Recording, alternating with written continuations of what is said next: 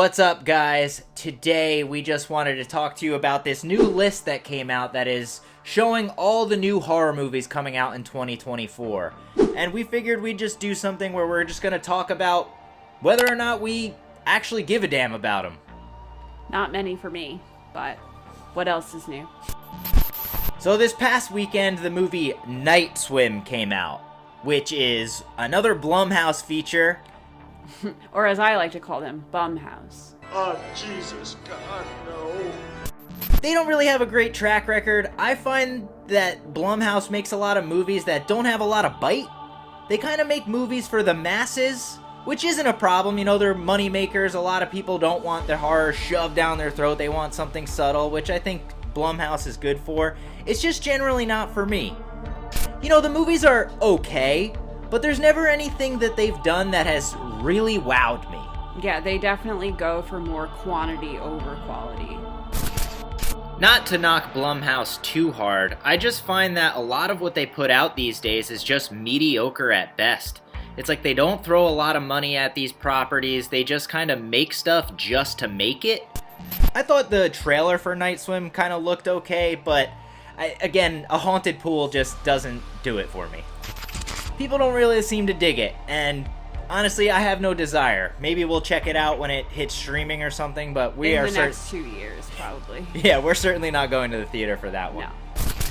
And also from Blumhouse that's coming out this year is this movie called Imaginary, which comes out, I believe, in March. March 8th. Yeah, and it's like about like a teddy bear that comes to life and is wreaking havoc. It goes along the same storyline as like Winnie the Pooh, Blood and Honey, but with a stuffed teddy bear that was left behind by this girl when she moves out and grows up and leaves it behind, and it wreaks havoc on her life when she returns home. That actually does sound kind of fun. It's funny to me, but I already liked Blood and Honey.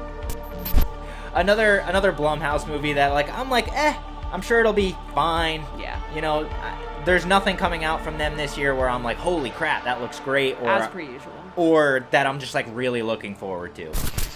And another one coming from them is Wolfman, which I guess is their take on the Universal Monsters Wolfman. They actually put out Lee Whannell's The Invisible Man a few years ago, which was pretty good. Fine. You know, with this one, he's also directing this. I know Ryan Gosling was attached or something to be in it a long time ago, but he's not anymore. Well, he's just Ken now. Yeah, he is just Ken. With that one, I'll give it a shot on streaming. I can't imagine it's going to be that great. I did like his take on The Invisible Man, but I think these Universal Monster movies have kind of... Dude, they've run their course. I don't need another remake, another rehash of a story I already know. But it could be good. I love Lee Whannell. He's done great stuff. I haven't seen a trailer. I haven't seen any pictures from this movie, so I don't really have anywhere to go with it. Yeah. I'm personally a Frankenstein girl myself. And they tend to use too many of the overdone horror cliches. Like, you see all the things coming a mile away. That being said, maybe the merger with Atomic Monster is a good thing and they'll start churning out some better titles. And another thing they have coming out is a shoot-off of Insidious called Thread. No. At least I don't... Do you like the Insidious movies? No. I remember I liked the first one. I don't remember much about it, but that just falls into the same category as The Conjuring for me, where it just, I don't know, it seems very bland, and it doesn't do much for me. I have no desire to see another Insidious movie, and I think this one has, Mandy Moore in it. No, that's not a selling point to me.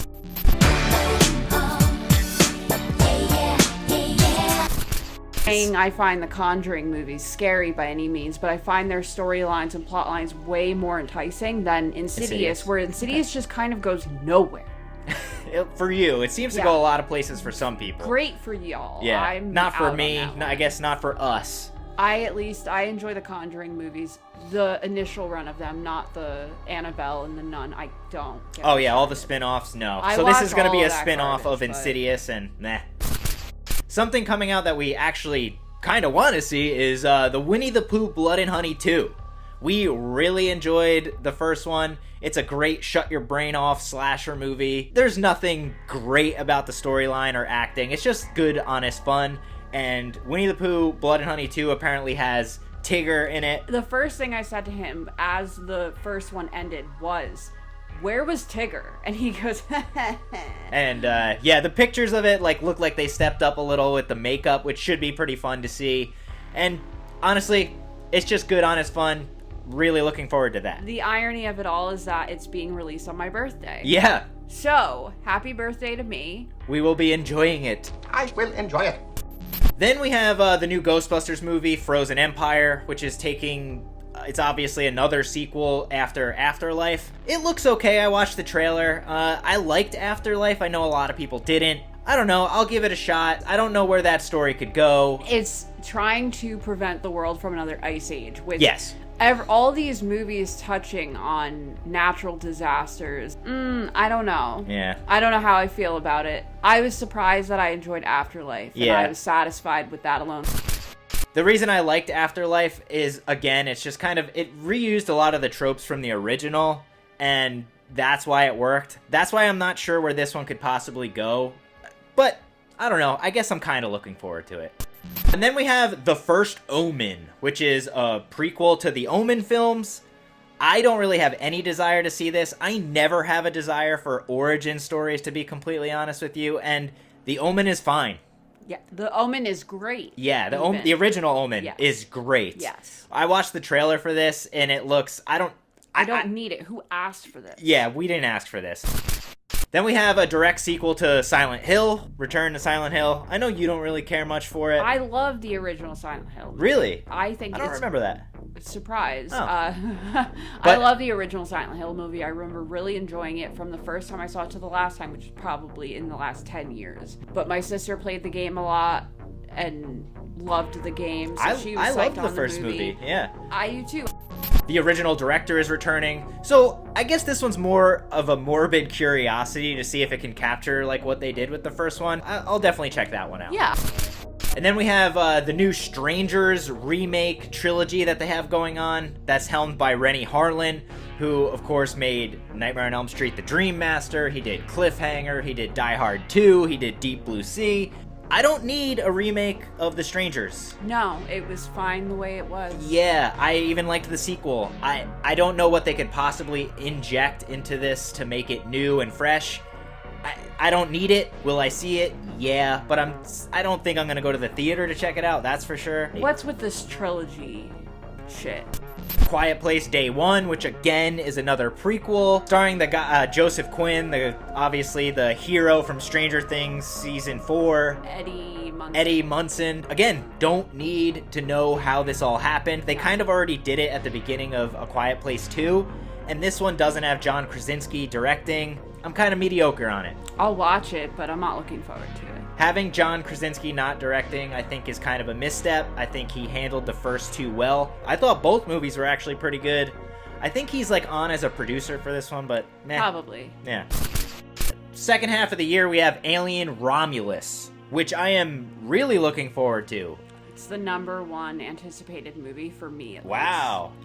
It is directed by Fede Alvarez, who you'll remember from Don't Breathe, the Evil Dead remake, and I'm very curious to see what he does with an alien xenomorph type movie.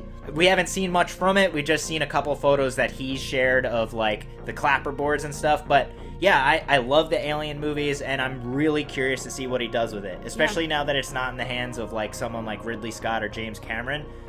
Very curious. I love Fede Alvarez's work, but also the lack of exposure to what has been shot or chosen, or even what direction. Keeping it under wraps. I love that because it keeps the mystery alive, as opposed to the trailers that give us all of the good scenes of a movie. Yeah, 2024, we should avoid trailers as much as possible. Which I already do, and not even actively, I just don't watch them. You do. Yeah. We'll definitely go to the theater for Alien Romulus if it gets released. Yeah. We also have M. Night Shyamalan's new movie called Trap, which, if you know M. Night Shyamalan, his movies are just littered with twists and turns and twisting you around by the end of the movie. I have no desire, really, but it is starring Josh Hartnett. And we know nothing about the plot or anything, because the only thing listed on IMDb for Trap is the cast. I mean, good to see Josh Hartnett still getting work. Yeah. We just saw him in Oppenheimer. Last night. Yeah, color me interested. Not gonna go to the theater at all for that, but No. curious to see what he does with Josh Hartnett. And then we have the long-awaited sequel to Beetlejuice 2, I guess. We haven't seen much except a couple shots of Winona Ryder and Jenna Ortega. The original cast is returning. For me, I think this is just too late. Yeah. The boat has sailed with Beetlejuice. Love the original. This one is definitely going to be a legacy sequel of sorts. Like, it's going to be pulling a lot of jokes and stuff from the original to make it good. Am I excited to see it? Sure. I don't really need a Beetlejuice 2. No, I wouldn't pay for it. But yeah, sure. Michael Keaton donning the makeup again and Winona Ryder playing a gothic, older self should be pretty interesting. Yeah. So, yeah, I'm looking forward to it at least somewhat. Yeah. Then we got Saw 11, which hasn't started shooting, but it has been greenlit to go. We don't know if Tobin Bell or Shawnee Smith are going to return. I don't need another Saw movie. They're all very much the same. I'm still burnt out from that marathon we had. I'm curious to see if they go on the trajectory they have been going with like the prequel sort of sequel thing, but I don't need it. But I am curious to see where they go next. And then we get the sequel to Smile, which is tentatively called Smile 2. I liked the original Smile. Very similar to It Follows and The Ring, plot-wise. Did I need a sequel? No. No, I never really need a sequel, but I loved Smile. Sequels to The Ring obviously didn't pan out too well. I'm curious to see where they take it, see if maybe Goth Boy, Kyle Garner returns. Gallner, whatever. Goth Boy. That's what he calls him because of Jennifer's body. Yeah, Smile 2, sure. I'll at least see it on streaming. I just don't need it. Then we get Damien Leone's Terrifier 3. I think the Terrifier movies are overhyped, for me at least. Do I enjoy them? Immensely. I just think people take their love of them a bit far. Like, I like Terrifier 2, but I also liked the original Terrifier and All Hallows Eve, and people were slamming the original Terrifier when it came out, and then praised Terrifier 2 like it was some fucking next coming. But Terrifier 3 takes place on Christmas, which should be interesting, I guess. I don't need a third. I also don't think they can capture that magic in a bottle that Part 2 had with audiences, but it should be cool to see Art the Clown dressed in like Santa garb or whatever the hell they're gonna do with it, killing people around Christmas. Sure. I will definitely see Terrifier 3. I just don't think it's gonna hold a candle to what they've already done. If I could get like a Cliff Notes on it, that would be great. All the practical effects and stuff that they did were fun to see, so maybe we'll at least get more of that. Then we get Nosferatu. I love Nosferatu. As long as Bill's known me, it's always... The original, of course. Yes, the original Nosferatu has always been championed for me. Robert Eggers is directing it. Who is a great person to helm it, I think. He's very savvy with his dark movies. His aesthetic and like cinematography he uses in his movies is great for this kind of movie. It's very fitting for Nosferatu. Like The Witch, The Lighthouse, The Northman. I think he's going to do a great job with Nosferatu, and I think that's one that definitely deserves a kind of like new imagining of that story, and I think it could look really good, especially with him behind it. Yeah, I agree. I'm really Bill excited Skarsgård. for it. We are definitely looking forward to Nosferatu. Maxxxine, the third entry in Ty West's X trilogy. I was the first to kind of slam them for kind of already milking this franchise dry, but I think they've handled it really well. Mia Goth is crushing it. X was fantastic. Pearl, while not as much my speed as X was still fantastic with the Technicolor, like Wizard of Oz horror movie kind of thing. I did enjoy it, and the fact that Maxxxine takes place in the 80s and the cast they got going for it, I'm really looking forward to Maxxxine. And apparently from the news we've heard is that it's like an homage to Dario Argento's like Giallo movies. Sign me up. Yeah. There's still no release date for it, but I'm hopeful that it will be released this year. I don't see why it wouldn't be. Then we got the remake to Salem's Lot that has been in hell for the last 3 years. This also doesn't have a release date, and it's definitely going to go right to streaming. It's going to end up on this list every year until it comes out. I don't need another remake to Salem's Lot. The imagery from the original is great. I'm also not a huge fan of it. Yeah, I mean, I will definitely check out this new one whenever the hell they decide to release it, but the fact that it's taken so long to come out just says that it's awful. Alright, and then we have the remake to The Crow with Bill Skarsgård as Eric Draven. No. FKA Twigs as his wife Shelley. I don't need a remake to The Crow. No one at needs all. it. All the sequels were bad. Bruh. Just the original was good, in my opinion, honestly. In my eyes, this could be nothing more than a train wreck coming. So, I guess we'll see. We will wait and see. Don't need it, though. No, and definitely not paying money for it. Leave Don't my touch her Crow beloved alone. Crow. Stop! He's already dead. But apparently they have, and it's all shot. Yeah, and there's nothing so I can do about we'll see it. when they get a release date. When it's free. And one more movie that I wanted to bring up that's not technically horror is Civil War, directed by Alex Garland, who did Annihilation, he did Ex Machina, he did Men, and this is about essentially right and left, red and blue, an America divided, with Jesse Plemons playing like a far right-wing soldier, and Ron Swanson, Nick Offerman playing the pseudo-Trump-like president. We saw the trailer for this at Yes. Saw X, right? Yes. This is more terrifying than any horror movie that's coming out this year because it's very real. Based on reality. It's definitely something that everyone has feared since America seems to be so divided these days. These days. The trailer looked great. I'm really looking forward to Civil War just because I really have liked all Alex Garland's movies so far. So, yeah, that's way more terrifying than the horror movies that have been listed so far. So, I'm chalking that one up as horror for me because it's so grounded in real horrors of real life. Agreed. Alright guys, so those are all the horror movies that this company, Movie Facts or whatever, have announced as coming out this year. Obviously there's going to be some that are huge stinkers, and obviously there's some that are going to probably make bank. Whether or not we see all of them remains to be seen. Whether or not they're good or we enjoy them also remains to be seen.